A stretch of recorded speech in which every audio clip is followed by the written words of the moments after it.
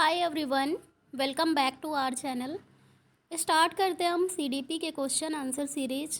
ये सीरीज हमारी UP TET के लिए, सी टेट के लिए या फिर जितने भी टीचिंग एग्ज़ाम होते हैं, हर एग्ज़ाम के लिए इम्पॉर्टेंट है।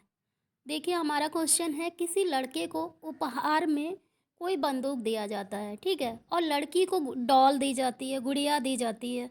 तो ये किस बात को दर्शाता है? ये जो उदाहरण है, ये जो एग्जाम्पल है, ये किस चीज़ को दर्शाता है?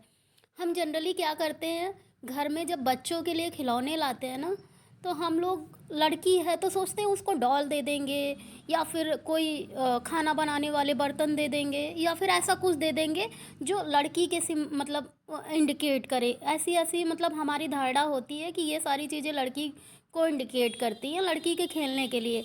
और जब हम लड़कों को कोई मतलब उपहार देते हैं, गिफ्ट करते हैं, तो हम उन्हें प्लेन दे देते हैं, एरोप्लेन दे देंगे, बंदूक दे देंगे, जेट फाइटर दे देंगे, ऐसे करके करते हैं। तो ये चीज़ जो है किस मतलब ये एग्जाम्पल्स किस किस बात को दर्शाते हैं, ठीक है? तो ये बात जो है जेंडर स्टीरियोटाइप को दर्शाते हैं, लिंग रूढ़िवादिता को दर्शाते हैं। हमारी जो पैट्रियार्की सिस्टम में जो हमारी सोच बनी हुई है, हमारी ऐसी धारणा बनी हुई है कि वो लड़की है ना तो वो फ्रॉक पहनेगी, वो लड़की है तो डॉल से ही खेलेगी, वो लड़की है तो किचन में खाना ही बनाएगी। तो हमारा ऐसा ही हमारे मस्तिष्क में ऐसी धारणा धारणा बनी है। और ये जो दर्शाता है ना, ये लिंग रूढ़िवादिता को दर्शाता है। आजकल जो है बहुत टीवी के माध्यम से या फिर सोशल मीडिया जो एड्स हैं उनके माध्यम से जो है लोगों को काम करते हुए दिखाया जाता है। कभी कभी आपने ऐड में देखा होगा कि जो लड़के हैं ना वो किचन में काम करते हैं, ठीक है, और जो लड़कियां हैं वो बाहर का काम करती हैं। ये इन सब चीज़ों को कम करने के लिए दिखाया जाता है, ठीक है। जो हमारे समाज में लिंग रूढ़िवादिता, जेंडर स्टीरियोटाइप बना हुआ है, इन सबको तोड़ने के लिए। तो आप भी एक कुशल शिक्षक बनने जा रहे हैं, और जब आप लोग अपने पेरेंट्सहुड में आइएगा, ठीक है, तो आप लोग भी कोशिश करना कि ये जो जेंडर स्टीरियोटाइप है उसको आप तोड़ सको। आप गर्ल्स मतलब जो भी चाइल्ड होंगे आपके, जो भी हैं या होंगे, है ना, तो आप इस चीज़ को थोड़ा सा हटाने का प्रयास करना, जिससे हमारे समाज में औरतों के प्रति और सम्मान आ सके। क्योंकि ये जो स्टीरियोटाइप बना हुआ है ना, ये सही नहीं है। जो काम है वो सबका होता है, मतलब किसी जेंडर से जोड़ के नहीं करना चाहिए, ठीक है। तो C is the right answer, ठीक है। क्या है इसका? सी इज़ द राइट आंसर, है ना, लिंग रूढ़िवादिता। नेक्स्ट क्वेश्चन है हमारा, देखो सीडीपी के अंतर्गत ऐसे ही क्वेश्चन आएंगे जो आपको डील करना पड़ेगा। मतलब इसमें आपको कुछ याद नहीं करना है, चीज़ों को अपने हिसाब से डील करना है कि एक टीचर होने के नाते आपकी कितनी समझ है, ठीक है। लैंगिक रूढ़िवादिता को दर्शाता है। लड़के शरारती होते हैं, लड़कियां अच्छी होती हैं, या फिर लड़के संवेदनशील होते हैं, या फिर लड़कियां अच्छा खाना बनाती है। देखो, लड़के शरारती होते हैं, लड़कियां भी हो सकती हैं, कोई ज़रूरी नहीं है कि सिर्फ लड़के हों, ठीक है। और लड़कियां अच्छी होती हैं, बिल्कुल सही बात है, लड़कियां अच्छी होती हैं, लेकिन लड़के भी अच्छे होते हैं ना। ये कोई मतलब लैंगिक रूढ़िवादिता नहीं है, दोनों ही अच्छे होते हैं। लड़के संवेदनशील होते हैं और कहीं कहीं लड़कियां होती हैं, मतलब ये सब बात ठीक है। लेकिन लैंगिक रूढ़िवादिता को ये बात दर्शा रही है कि लड़कियां अच्छा खाना बना लेती हैं। ये एक जेंडर ये भी एक जेंडर स्टीरियोटाइप का ही उदाहरण है कि लड़कियां अच्छा खाना बना लेती हैं। भाई, लड़के भी तो अच्छा खाना बनाते हैं, है ना। आपने लैंगिक रूढ़िवादिता, घर में खाना बनाना है सिर्फ लड़कियों को, इसलिए आपने कह दिया कि लड़कियां अच्छा खाना बना लेती हैं, है ना। ऐसा कुछ नहीं। जबकि आप जाइए शेफ में, देखिए वहाँ पे लड़के ही सबसे अच्छा खाना बनाते हैं। हम लोग शादी वगैरह में जाते हैं तो देखते हैं कि लड़के ही ज़्यादातर जो कुक वहाँ पे होते हैं लड़के ही होते हैं। तो ऐसा कुछ नहीं है, दोनों लोग अच्छा काम कर सकते हैं। मतलब जब काम को किसी एक जेंडर से जोड़ दिया जाए ना, तो उसे बोलते हैं जेंडर स्टीरियोटाइप या फिर लैंगिक रूढ़िवादिता, है ना। तो लड़कियां अच्छा खाना बना लेती हैं, ये उदाहरण है लैंगिक रूढ़िवादिता का। Right, D is the right answer. Next question है हमारा, एनसीएफ 2005 के अनुसार कौन सा विषय प्राथमिक विद्यालय में गणित पाठ्यक्रम का भाग नहीं है? ठीक है, एनसीएफ 2005 के अनुसार गणित प्राथमिक में गणित पाठ्यक्रम का भाग नहीं है। देखो, ट्रांसलेशन है, ठीक है, सममिति है, प्रतिरूप भी है, अनुपात नहीं है। ठीक है, अनुपात नहीं है और आपसे पूछा क्या गया है, नहीं। ठीक है, नहीं पूछा गया है ना, तो डी वाला नहीं है, बाकी तीनों हैं। ठीक है, तो इस बात को आपको याद रखना है। नेक्स्ट क्वेश्चन है, प्रगतिशील कक्षा में कौन सा अधिगम होगा। ठीक है, प्रगतिशील कक्षा। ठीक है, प्रोग्रेसिव क्लासरूम में क्या होता है। ठीक है, अधिगम कैसा होता है, सामाजिक होता है, सरल होता है। देखो, सरल होता है, सरल और सहज तो होता ही होता है। ठीक है, क्लासरूम में अधिगम, लेकिन जो प्रोग्रेसिव क्लास होती है उसमें सामाजिक अधिगम बहुत अच्छे से होता है, लर्निंग बहुत अच्छे से होती है, सोशल लर्निंग बहुत अच्छे से होती है ना। तो फिर A is the right answer. Okay, क्या सही हो जाएगा, सामाजिक अधिगम बहुत अच्छे से होगा एक प्रोग्रेसिव क्लास में, है ना। बच्चे जब एक साथ रहते हैं ना, तो एक साथ बहुत सारी चीज़ें सीखते हैं, ना सिर्फ पढ़ाई। देखो, किताबें सिर्फ नहीं सीखते हैं कि सिर्फ पढ़ाई सीख लिया, एडजस्टमेंट सीखते हैं, समायोजन सीखते हैं, संस्कृति का आदान प्रदान सीखते हैं, कल्चर का, संस्कृति का, लैंग्वेज का आदान प्रदान सीखते हैं, अपने शब्दों में, विचारों में सामंजस्य, तालमेल बिठाना सीखते हैं। तो ये सारी चीज़ें क्या हैं, सोशल लर्निंग ही तो है, सामाजिक अधिगम ही तो है ये सारी चीज़ें, है ना। तो A is the right answer. Okay, next है हमारा, लिंग सिद्धांत थ्योरी विश्लेषित करती है। ठीक है, लिंग सिद्धांत थ्योरी, लिंग सिद्धांत थ्योरी का मतलब हम जैसे हैं, हमारे पेरेंट्स जैसे हैं। ठीक है, वैसे वैसे हमें भी मतलब आगे चल के कैसे बनना है, कैसे प्रोग्रेस करनी है, अपने आप को कैसे इंडिकेट करना है, हमारी क्या पहचान होगी। ठीक है, चाहे वो लड़का हो या फिर लड़की हो। ठीक है, तो बच्चे जेंडर भूमिकाएं कैसे सीखते हैं, लिंग सिद्धांत थ्योरी का मतलब क्या है कि बच्चे जेंडर भूमिकाएं कैसे सीखते हैं। भाई, समाज में रह के एक दूसरे को देख के ही तो सीखते हैं, अपने परिवार में, घर में, मित्रों से, है ना। तो यही सबसे सीखते हैं ना। तो D is the right answer, बच्चे जेंडर भूमिकाएं कैसे सीखते हैं, यही लिंग सिद्धांत थ्योरी है कि बच्चे जो जेंडर भूमिकाएं, लड़की है तो ये भाई ये काम करेगी, इनका इतना दायरा होता है ना। लेकिन ये थोड़ा सा स्टीरियोटाइप को तोड़ना है, जेंडर स्टीरियोटाइप को तोड़ना है, काम को समान अधिकार मानना है ना। जैसा कि हमारे संविधान में भी है समता का अधिकार, है ना। तो समता का अधिकार हर जगह पे होना चाहिए, आपके घर में भी होना चाहिए, है ना। आप बर्तन धो रहे हैं, कोई मतलब मान लो कोई लड़की बर्तन धो रही है तो भाई खाना बना रहा है, ऐसे होना चाहिए काम, है ना। किसी के ऊपर एक चीज़ काम का बर्डन नहीं डालना है, राइट। तो लिंग सिद्धांत थ्योरी क्या विश्लेषित करती है, बच्चे जेंडर भूमिकाएं कैसे सीखते हैं, राइट।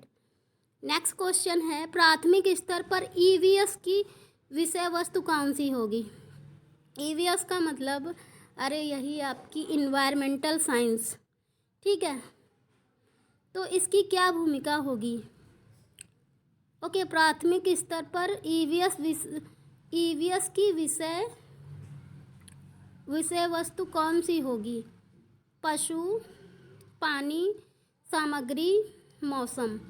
आप लोग बताइए, आप लोग बताइए इसका आंसर क्या होगा। ठीक है, ये क्वेश्चन आपके मतलब ये जो थीम है आपकी, ये आपके ऊपर मैंने क्वेश्चन छोड़ दिया है। ठीक है, इसका आंसर आप ही लोग बताएंगे।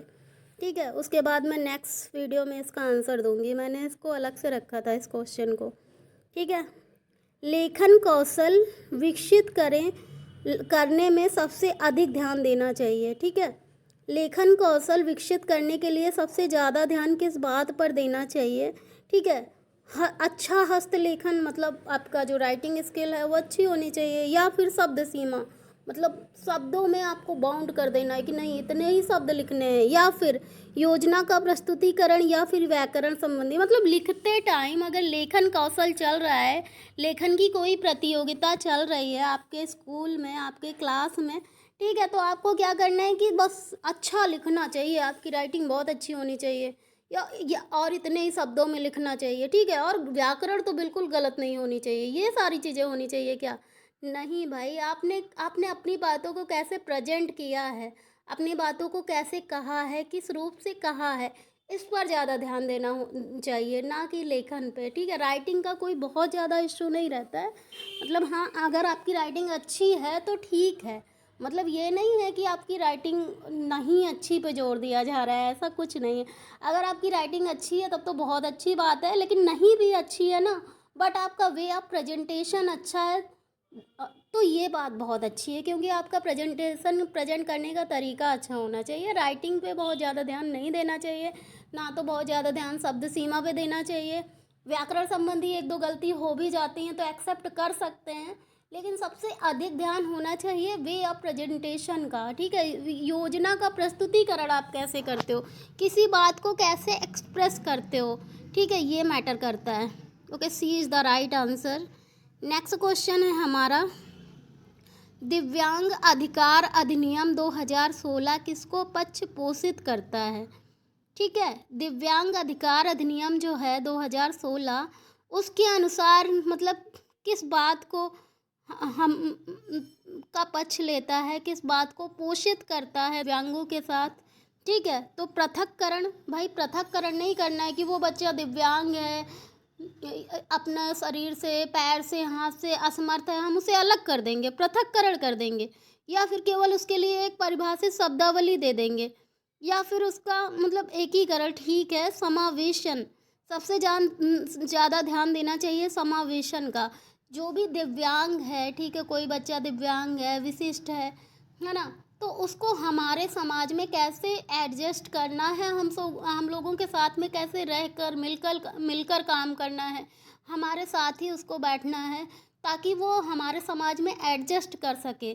समावेशन पे सबसे ज़्यादा ध्यान होना चाहिए। अगर वो मान लो उसके अंदर कोई डिसेबिलिटी है, ठीक है, तो उसके लिए वैसे संसाधन जुटाने चाहिए जैसे रेलवे में है। ठीक है, मान लो कुछ कुछ बच्चे हैं या फिर कुछ लोग हैं शारीरिक रूप से अक्षम है, तो उनके लिए वैसे ही संसाधन मुहैया कराइए ना, वैसे ही संसाधन लाइए। ऐसा नहीं है कि हम फिर दिव्यांगों को, ऐसा थोड़ी ना है कि हम लोग दिव्यांगों को एंटर ही नहीं करने देंगे रेलवे स्टेशन पे, ऐसा तो है नहीं ना। वैसे ही संसाधन और अच्छे लाइए और उन लोगों को भी एडजस्ट करने का मौका दीजिए, है ना, हमें इस बात पे जोर देना चाहिए ना, तो समावेशन सबसे ज़्यादा ज़रूरी है। D is the right answer. Okay, next question है हमारा, किसी लक्ष्य को प्राप्त करने के लिए चरणबद्ध तरीके से बताए गए नुस्खे को क्या कहते हैं। जब हम किसी लक्ष्य को प्राप्त करने के लिए एक योजनाबद्ध, एक चरणबद्ध तरीका है, ठीक है, तो बताए गए नुस्खों को क्या कहेंगे, कलन विधि कहेंगे, कि किस कला के द्वारा हमने किसी लक्ष्य को प्राप्त करने के लिए कौन सा तरीका अपनाया, इस नुस्खे को हम कलन विधि कहेंगे। ठीक है, एल्गोरिथम इसे ही कहते हैं। D is the right answer, है ना। नेक्स्ट क्वेश्चन है, कोहल वर्ग के अनुसार मानव अधिकारों के लिए सामाजिक कानूनों के खिलाफ जाने वाले व्यक्ति को किस चरण के अंतर्गत आते हैं। जो कोहल वर्ग का नैतिक विकास का सिद्धांत है ना, ठीक है, उसके अनुसार मानव अधिकार के लिए जो लोग मानव अधिकार के लिए सामाजिक कानूनों के खिलाफ जाते हैं, मतलब उनके अपोज में जाते हैं, अपोजिशन में जाते हैं, ठीक है, ऐसे व्यक्ति किस चरण के अंतर्गत आते हैं। तो ऐसे व्यक्तियों को सामाजिक अनुबंध सिद्धांत के अंतर्गत रखा जाता है। जो लोग क्या करते हैं, सामाजिक कानूनों के खिलाफ चले जाते हैं। Right, D is the right answer. बहुत डी सही हो रहे हैं आपके। बच्चों को गृह कार्य क्यों दिए जाते हैं, आप लोग बताइए, बच्चों को गृह कार्य क्यों दिए जाते हैं। ठीक है, अपना काम वो स्कूल में भी तो कर सकते हैं, स्कूल में तो सारा दिन पढ़ते हैं, ठीक है, तो फिर हम लोग होमवर्क क्यों देते हैं, हम टीचर्स जो हैं बच्चों को होमवर्क क्यों देते हैं, आप लोग बताइए। वही काम तो पूरे दिन स्कूल में कर रहे होते हैं ना,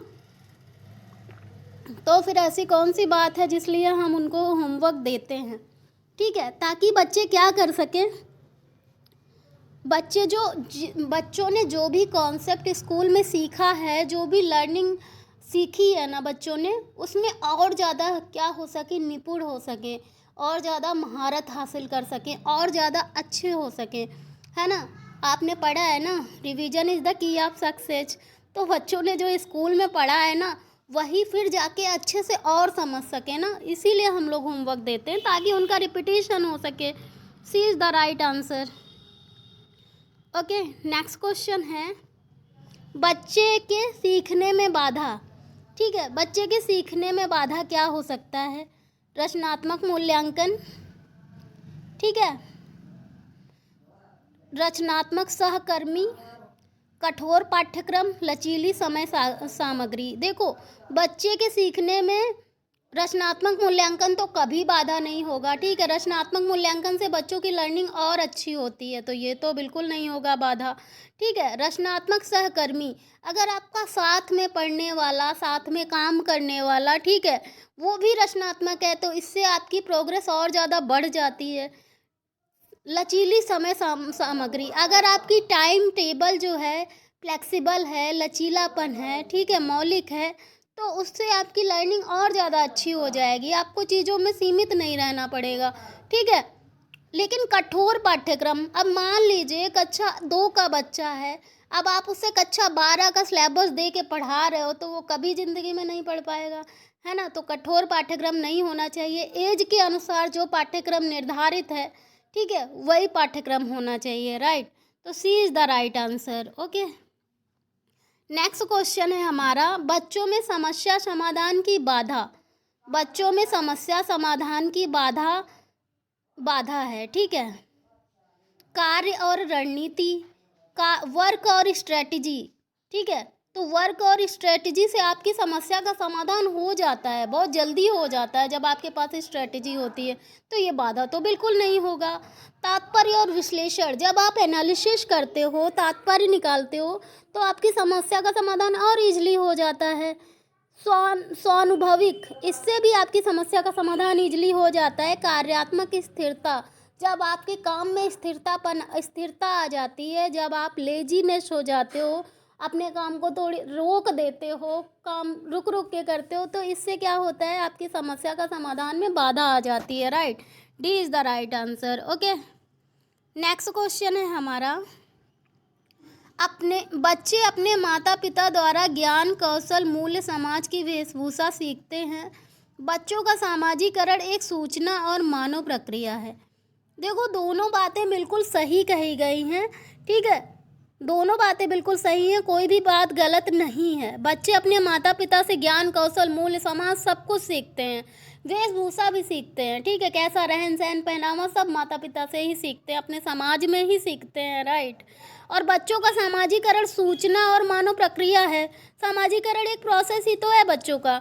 ये दोनों बातें बिल्कुल सही हैं, ठीक है, लेकिन ए और आर दोनों सही हैं, लेकिन आर एक का सही व्याख्या नहीं करता है, ठीक है, सही से डिफाइन नहीं कर रहा है आर ए को।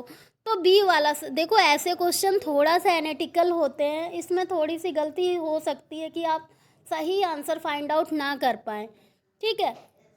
तो इसका आंसर बी वाला हो जाएगा, ए नहीं होगा, ठीक है। इसका आंसर क्या होगा, बी वाला। ए और आर दोनों सही हैं, लेकिन आर ए को अच्छे से डिफाइन नहीं कर रहा है, ठीक है। इसका मतलब क्या, ए और आर दोनों सही हैं, लेकिन इन्होंने ना जो डिफाइन किया है ना, आर ए के जरिए जो आर की परिभाषा दी है ना, वो सही नहीं है, बाकी सब सही है, बाकी कथन दोनों सही हैं, राइट। तो B is the right answer. Next question है, एक लड़के का कथन है कि यदि हाइंज अपनी पत्नी को बचाने के लिए वह सब कुछ नहीं करता जो वह कर सकता है, तो वह जीवन के मूल्य से कुछ अधिक मूल्य लगा रहा है। उसके अनुसार वह किस अवस्था की बातें कर रहा है, ठीक है, किस अवस्था की बातें कर रहा है, ओके। आप लोग इसका आंसर दीजिए। मतलब एक लड़के ने कहा, यदि हाइंस अपनी पत्नी को बचाने के लिए वह सब कुछ नहीं कर सकता, बचाने के लिए वो सब कुछ नहीं कर सकता जो कर रहा है, ठीक है, तो वह जीवन के मूल्य से अधिक मूल्य लगा रहा है,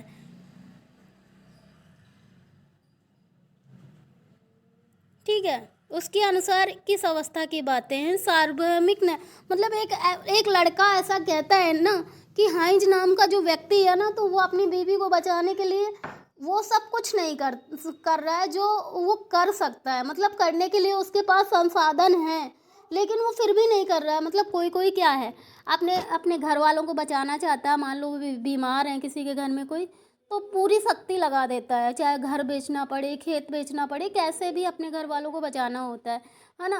तो यही इस लड़के का कथन है कि ये सब कुछ कर सकता है, इसके पास सारे संसाधन हैं, पैसे हैं, है ना, संसाधन हैं, वो सब कुछ कर सकता है, लेकिन ऐसा कर नहीं सकता है। क्यों नहीं कर सकता, वही वो बता रहा है, ठीक है।